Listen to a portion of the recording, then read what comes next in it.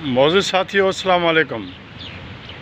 Supreme court of Pakistan Malir housing development society जो case open किया है। वो केस असल में तो बहरिया टाउन जो है मलक रियाज़ ते 460 अरब रुपयनि जो ॾंढ पियो हुयो। उहे उन मां 200 अरब रुपया जेके आहिनि उहे सिंध गवर्नमेंट चयो त असांखे ॾिना वञनि, जिन खे मिलिया हुया, पर अॼु ॾींहं ताईं ख़बर न पई त उहे 200 अरब रुपया काॾे विया, किथे ख़र्च थिया, कंहिंजे खीसे में विया। उन जे लाइ अदालतुनि समेत कंहिं बि इदारे का बि जांच न कई।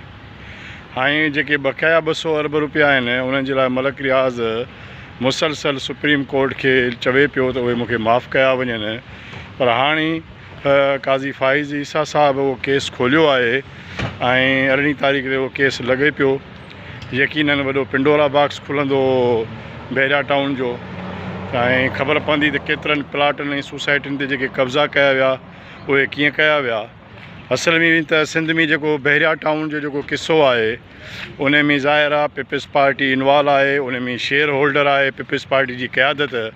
सो यकीनन इहे जेके 200 अरब रुपया आहिनि इहे सिंध जे डेवलपमेंट ते, सिंध जे सिहत ते, तालीम ते ख़र्च थियण जे बजाए यकीनन उहे पीपल्स पार्टी जे क़यादत जे खीसे में विया आहिनि।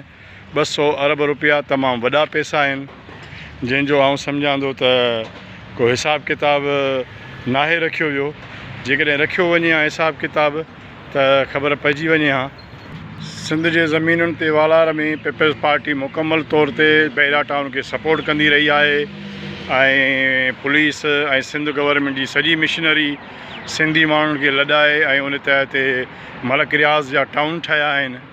इहो वॾो केस आहे ऐं यकीनन उन में पीपल्स पार्टी क़यादत जॾहिं शेयर होल्डर हूंदी त पोइ ज़ाहिर आहे सिंध जे ज़मीनुनि ते कब्ज़ा बि थींदा ऐं मलक रियाज़ साहिबु अरबा ख़रबा रुपयनि जूं मिल्कियतूं लुटियूं आहिनि। केस लॻो आहे, ख़बर पए त इन में केरु केरु फासे थो, केरु अचे थो, छा थो थिए। बहरहाल इहे 200 अरब जेके आहिनि उहे सिंध जे डेवलपमेंट ते त ख़र्च न आहिनि थिया। उन मां कुझु पैसा मलक रियाज़ खे मिलिया, कुझु पीपल्स पार्टी खयां। ईअं वंड विरासत थी, ज़मीनुनि जी बि वंड विरासत थी ऐं लुटमार जो सिलसिलो जारी आहे।